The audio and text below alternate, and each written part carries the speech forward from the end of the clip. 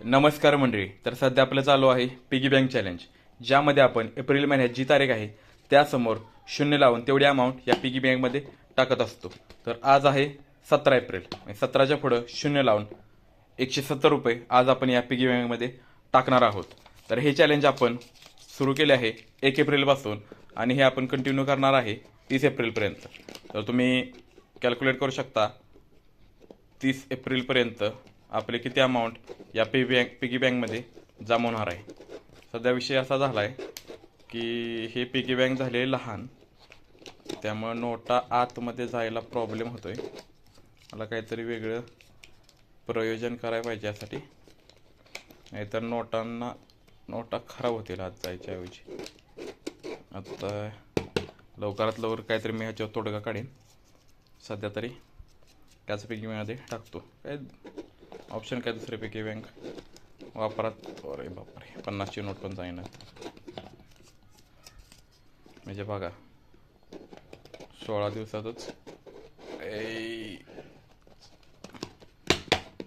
16 दिवसात piggy bank भरली, म्हणजे महिन्यात किती अशी अमाऊंट जमा होईल. फक्त आजच्या जावात उद्या काहीतरी दुसरं नियोजन करता येईल.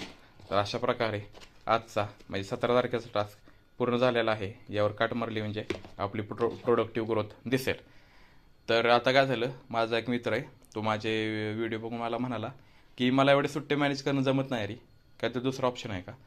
तर मी म्हटलं की बऱ्याच जणांना असं रोजच्या रोज सुट्टं म्हणजे 20, 30, 40, 50, 60, 70 असे सुट्टे मॅनेज करायला जमणार नाहीत, जमत नसतील. एका दिवस जमत, दुसऱ्या दिवशी नाही.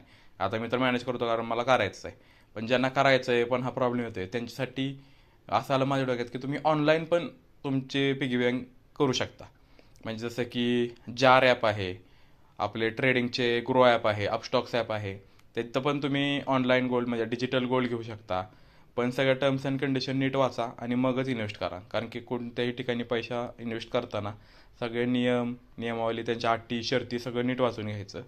तर हे डोक्यात आलं की तुम्ही डिजिटल गोल्डमध्ये सुद्धा इन्व्हेस्ट करू शकता आणि ज्यांना पॉसिबल आहे ते फिजिकलमध्ये सुद्धा इन्व्हेस्ट करू शकता. तर अशा प्रकारे फक्त सेविंग करणं महत्त्वाचं आहे. कारण आज का बचा हुआ पैसा आपकी कल की बडी संतान हो सकते जो आपको पालेगी, असं कुठं मला वाटतं तारक मेहतामध्ये मी ऐकलेलं. तर अशा प्रकारे तुम्ही फिजिकल और डिजिटल मध्ये तुमचं सेविंग करू शकता. चला भेटूया आपल्या पुढच्या व्हिडिओमध्ये. धन्यवाद.